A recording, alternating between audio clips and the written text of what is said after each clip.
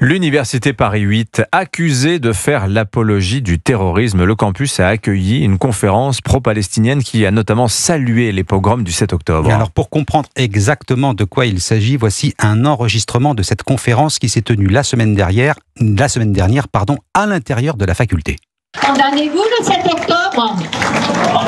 Nous étions préparés à ce soutien inconditionnel à la résistance héroïque du peuple palestinien et à cette résistance principalement qui passe par la lutte armée. Et donc le 7 octobre, nous y étions prêts.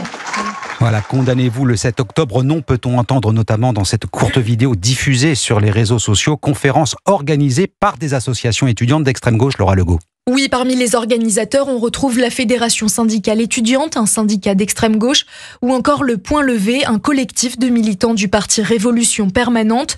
Deux associations étudiantes qui, depuis le 7 octobre, cherchent à tirer profit de la situation au Proche-Orient, selon Youssef Murciano, président de l'Union des étudiants juifs de France. Le FSE et le Point Levé, ce sont des syndicats qui utilisent le conflit israélo-palestinien dans les universités pour recruter les étudiants les plus radicaux pour grossir leur rang. Ces organisations d'extrême gauche seraient particulièrement bien implantées au sein de l'université.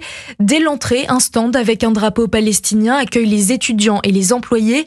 Et certains dénoncent un climat de plus en plus anxiogène, comme cette salariée de la faculté qui préfère rester anonyme. C'est vrai que ça met une ambiance, un climat un peu insécurisant un peu pour tout le monde. C'est pas la première fois, c'est déjà arrivé. On sait qu'il y a des inscriptions souvent qui sont pas très correctes. Des graffitis insultants, des blocus incessants. La majorité des étudiants rencontrés l'affirment.